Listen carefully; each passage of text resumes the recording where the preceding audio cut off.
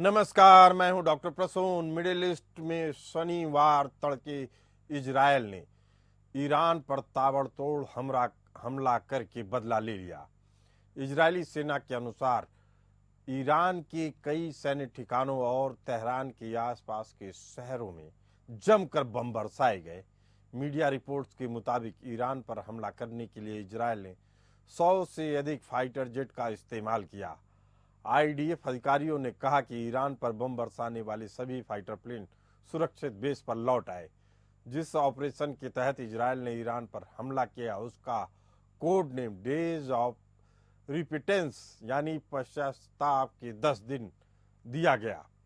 Israel ने Iran के 4 शहरों पर हमला किया। आईडीएफ के अनुसार 1600 किलोमीटर दूर किए गए इस हमले में F-35 फाइटर जेट, जासूसी विमानों सहित दर्जनों इजरायली वायुसेना के फाइटर प्लेन का इस्तेमाल किया गया। आईडीएफ ने कहा कि इजरायल पर हमले की कीमत चुकानी पड़ेगी। हमने अपना मिशन पूरा किया है। इजरायल के इस हमले को 1 अक्टूबर को ईरान की ओर से किए गए एयर स्ट्राइक के बदले के रूप में देखा जा रहा है। इससे पहले ईरान ने हिजबुल्लाह चीफ हसन नसरुल्लाह की मौत का बदला लेने के लिए इजरायल करीब 200 रॉकेट दागे थे, जिसके बाद इजरायल ने भी ईरान को तबाह करने की कसम खाई थी।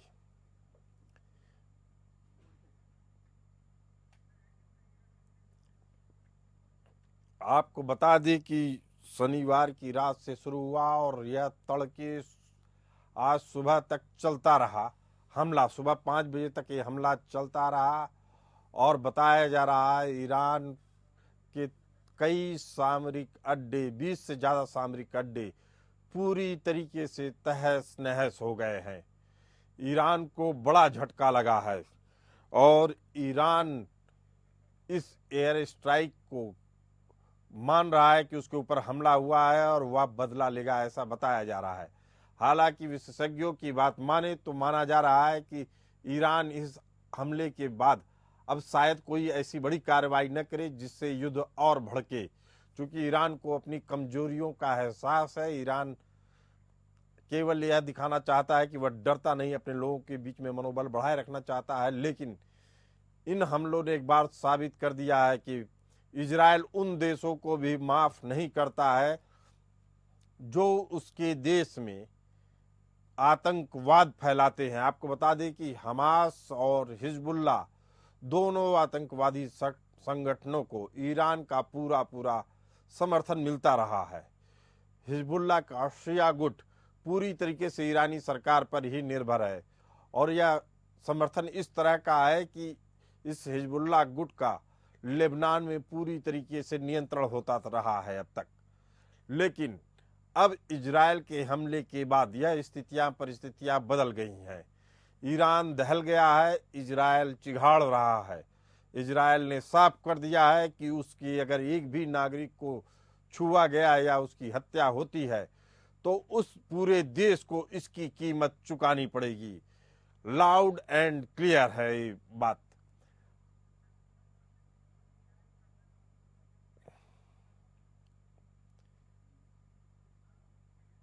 इस पूरे मुद्दे पर बात करने के लिए हमारे साथ मौजूद हैं हरिमोहन कौशिक जी और रिटायर्ड कर्नल दिनेश शर्मा जी। आप दोनों मेहमानों का बहुत बहुत स्वागत है।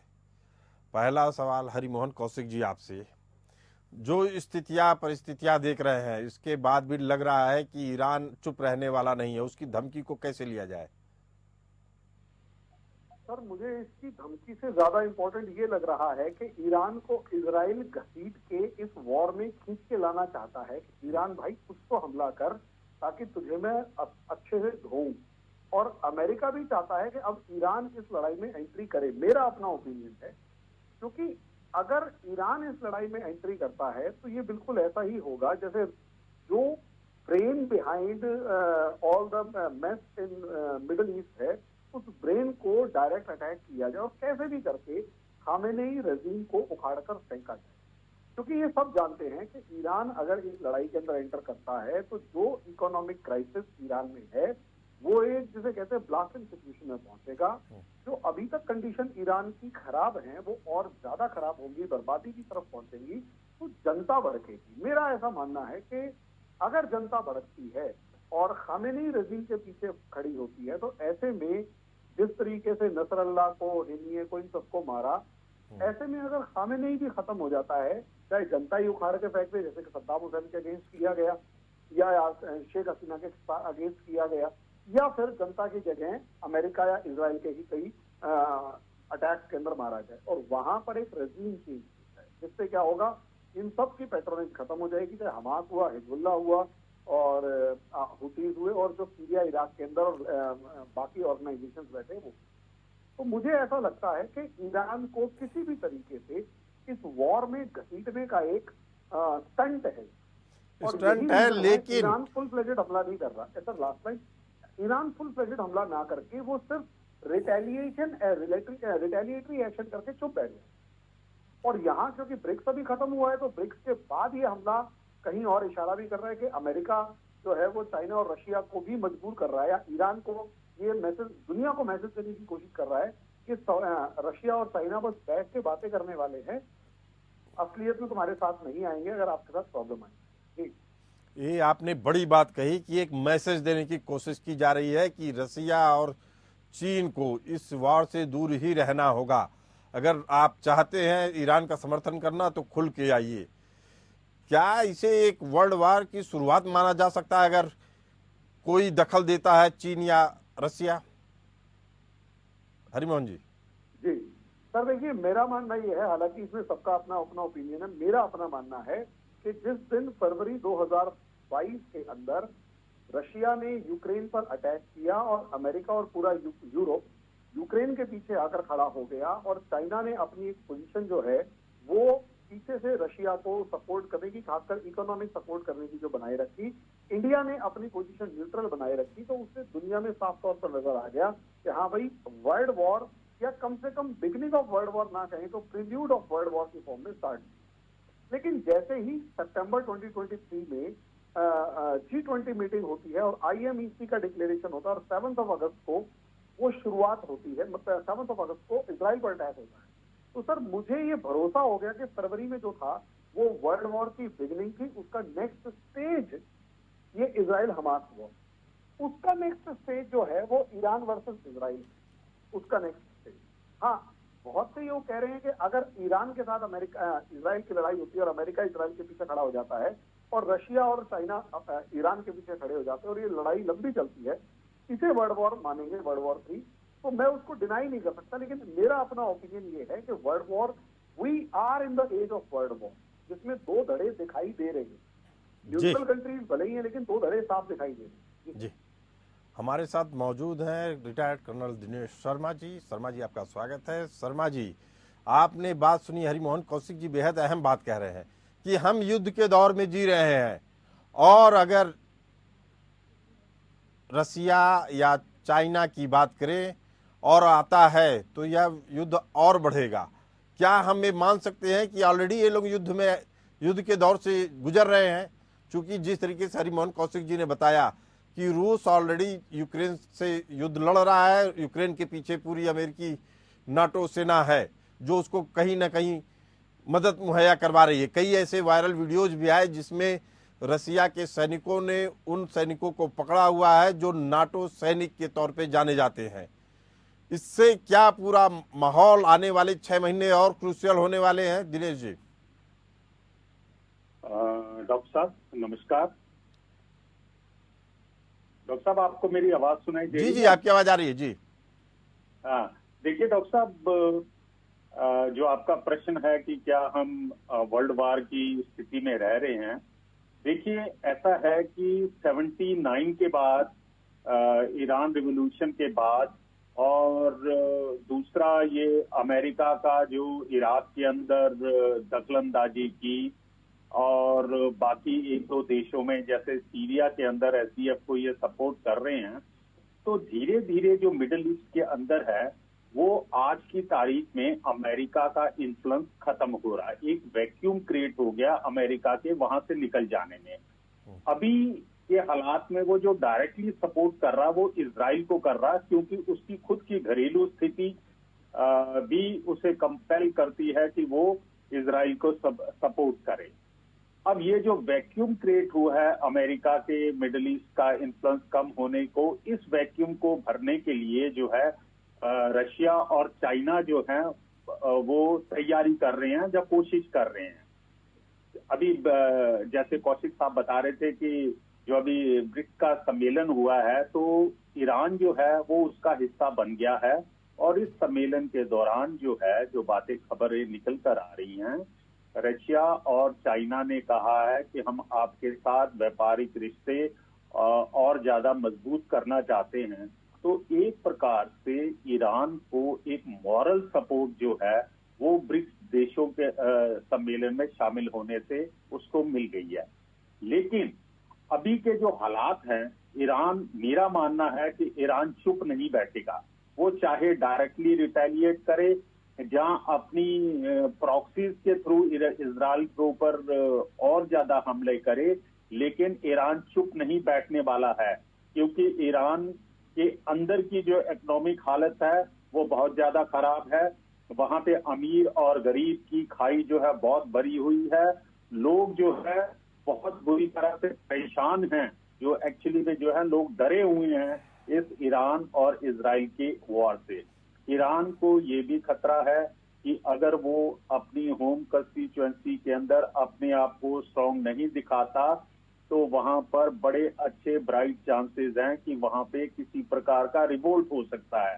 एंड ईरानियन आज की तारीख में, अगर ये बहुत क्लोज सोसाइटी है जहां रिवोल्यूशनरी गार्ड जो हैं वो इनको कंट्रोल कर रहे हैं किसी प्रकार के भी विद्रोह को, लेकिन आपने देखा होगा कि हिजाब के मुद्दे के ऊपर जो प्रोटेस्ट हुई थी जिसमें औरतें निकल के आ गई थी और धीरे धीरे ये इतना बड़ा तूल पकड़ा था, तो आप इस बात से सहमत होंगे कि ईरानियन सोसाइटी के अंदर they have the potential to protest against the government policy और गवर्नमेंट इन्वॉल्वमेंट इन इस प्रकार की कर्नल लड़ाई। दिनेश शर्मा जी, आपकी बात से सहमत हूं मैं, लेकिन आपको बताऊं कि जो ईरान के प्रधानमंत्री हैं पेजेश्कियान, उन्होंने पहले ही कह दिया था कि इजरायल हमें युद्ध में घसीटना चाह रहा है। यानी जो उसके प्रमुख नेता हैं खुमैनी, उनकी बात से अलग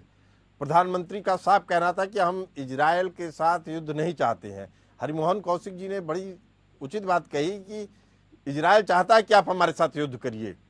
और अब परिस्थितियां जो बन रही हैं, आप एक चीज देखिए, रसिया का यूक्रेन से वॉर चल रहा है, यूक्रेन के पीछे पूरा नाटो देश बैठे हुए हैं, अमेरिका सहित तमाम देश। इजरायल के साथ जो युद्ध हो रहा है, अमेरिका इजरायल के साथ है, और कई गल्फ कंट्रीज के जो देश हैं जैसे इजरायल है, इराक है, सीरिया है, सब देश, लेबनान है, ये लोग चाहते न चाहते किसी न किसी बात को लेकर फिलिस्तीन के साथ दिखते थे। हालांकि अब उससे अपना नाता तोड़ चुके हैं, कहते हैं आतंकवादी गतिविधियों में हम लोगों का कोई हाथ नहीं है। लेकिन दुनिया को मालूम है कि इन लोगों को पैसा कौन देता है, कैसे देता है। अब सऊदी अरब की भी बात की जाए तो सऊदी अरब ने भी ईरान से मुंह मोड़ा हुआ है। ऐसे में ये मुस्लिम मुल्क आपस में ही एक दूसरे का गला काटने की कोशिश कर रहे हैं, लेकिन मारी जा रही है वहाँ की मासूम जनता, जिसको सामान्य अपने जीवन को जीना है। अब इसके बाद सवाल फिर खड़ा होता है कि अब चाइना भी आ गया है, ताइवान की घेरेबंदी कर रहा है पूरी तरीके से। अब अगर इस घेरेबंदी को मान लिया जाए तो क्या एक विश्व युद्ध जैसी नौबत नहीं आ रही? हरिमोहन कौशिक जी। सर, मैं बिल्कुल आपकी बात से सहमत हूं कि विश्व युद्ध जैसी नौबत लगातार आ रही है, क्योंकि असलियत में चाइना अपनी घेरेबंदी कर रहा है, चाइना अपनी तैयारी कर रहा है, और भारत के साथ जो बॉर्डर एग्रीमेंट है वो यही दिखा रहा है। दूसरी तरफ हमें ये भी समझना चाहिए कि चाइना की भले ही चाइना की इकोनॉमी अंदर से खोखली हो चुकी है, और अमेरिका ने जो चाइना के अगेंस्ट स्ट्रेटेजी अपनाई थी वो यही अपनी, ईरान के अगेंस्ट जो स्ट्रेटेजी अपना रखी है वो यही अपना रखी है कि ईरान को हम वेपन्स तो डेवलप करने देंगे, ईरान को हम मिसाइलों के लिए एक मामले में भी मानेंगे, ठीक है चलो कोई बात नहीं, लेकिन ईरान को अंदर से खोखला करके रखें। आज अगर हम इसे देखें तो ईरान अंदर से खोखला है, उसके पास कुछ है नहीं। चाइना को अगर आप देखेंगे तो चाइना की इकोनॉमिक कंडीशंस की जो खबरें आ रही हैं वो यही दिखा रही हैं कि आने वाले समय में चाइना जो है वो काफी ज्यादा इकोनॉमिक क्राइसिस में। अच्छा, मजे की बात यह है, अमेरिका भी क्राइसिस में है, यूरोप भी क्राइसिस में, और सारे के सारे कंट्री इस टाइम पर कंगाली छाई हुई है।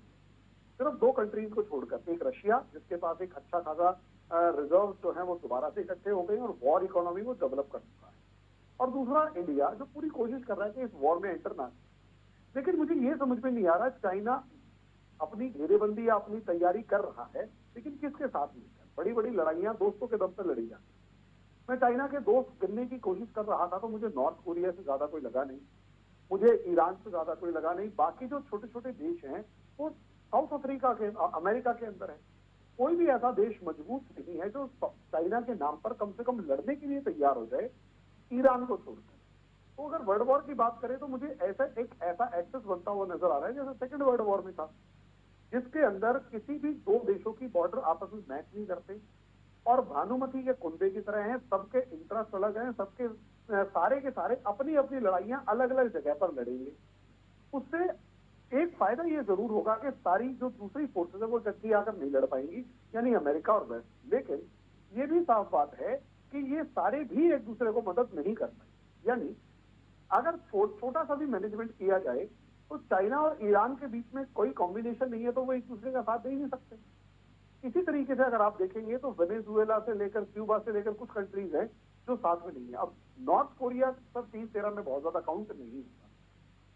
तो तैयारी कौन सी कर रहा है वेपन डेवलप करने के अलावा, मुझे अब तक चाइना का समझ में नहीं आया। ईरान को वो क्या मदद कर पाएगा तेल खरीदने के अलावा? मुझे नहीं लगता कि चाइना बिलियंस ऑफ डॉलर्स की एड कोई ईरान को देगा, क्योंकि चाइना के कल्चर में नहीं। अब कल्चर में नहीं है वो तो सिर्फ कर्जा दे सकता है या इन्वेस्टमेंट कर सकता है।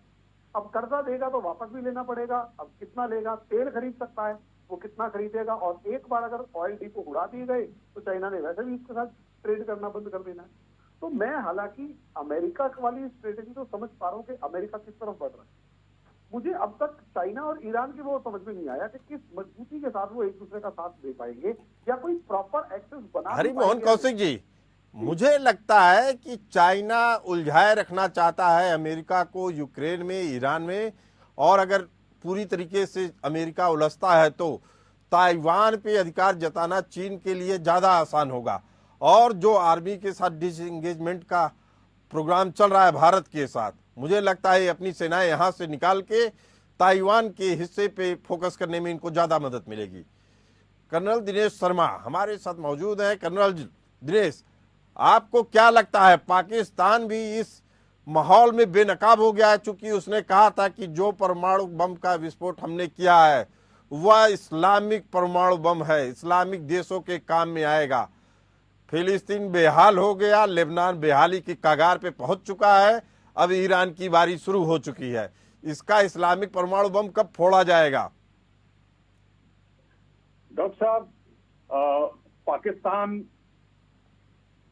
की हरकतें और उनका पिछले 10, 20 या 30 साल का इतिहास देख लीजिए, उनकी करनी और कथनी में बहुत अंतर है। उनका हर मामले के अंदर टाइम टू टाइम जो है उनका स्टांस जो है चेंज होता रहता है। जब वो किसी से मदद मांगने के लिए जाते हैं तो वो एक हाथ में कटोरा होता है और दूसरे हाथ में वो धमकी देते हैं कि हमारे पास परमाणु बम है। तो ये पाकिस्तान का इस्लामिक बम जो है ये किसी भी हालत में कोई फायदेमंद जो इन्होंने अपील कर रखी है या इसका कुछ योगदान हो सकता है मुस्लिम देशों को एक साथ जोड़ने में, तो मेरा मानना है कि ये बिल्कुल ही कतई मानने लायक बात नहीं है। आपको क्या लगता है दिनेश शर्मा जी, क्या अमेरिका की अनदेखी करके पाकिस्तान जैसा देश तुर्की या ईरान के साथ खड़ा हो सकता है? नहीं जी, बिल्कुल नहीं। उसकी सांस जो है क्या कहते हैं, उसकी लाइफलाइन जो है वो अमेरिका के हाथ में है। आईएमएफ, वर्ल्ड बैंक, अभी उसे आईएमएफ से थोड़ा लोन मिला हुआ है अपनी आर्थिक स्थिति को थोड़ा ठीक करने के लिए। इसकी हिम्मत नहीं है पाकिस्तान की कि ये अमेरिका के साथ किसी प्रकार का संबंध खराब करके और ईरान और मिडिल ईस्ट कंट्री के अंदर ये किसी प्रकार से कोई तो कर्नल दिनेश शर्मा जी, अगर ये बात मान ली जाए तो पूरे गल्फ कंट्रीज जितनी भी है, मुस्लिम कंट्रीज जो गल्फ में हैं, उनके बारे में यह अनुमान लगाया जाता था कि जब इजराइल के खिलाफ युद्ध होगा तो ये एक साथ आके लड़ेंगे। अब स्थितियां ऐसी लग रही हैं कि इजराइल एक एक करके पीटता चला जाएगा सभी देशों को, और ये लोग खड़े होकर देखते रहेंगे मुंह। क्या यही स्थिति है या गल्फ कंट्रीज आएंगे एक साथ? डॉक्टर साहब, ऐसा है कि इंटरनेशनल रिलेशन के अंदर कोई आपका परमानेंट दोस्त नहीं होता, कोई आपका दुश्मन नहीं होता। ये जो है हर देश के अपने इंटरेस्ट होते हैं। जो आपकी फेथ है या रिलीजन है वो उसको एक तरफ रखा जाता, अपने देश का इंटरेस्ट देखा जाता। अब देख लीजिए, एक जमाना था जब इजराइल वर्सेस अरब होता था।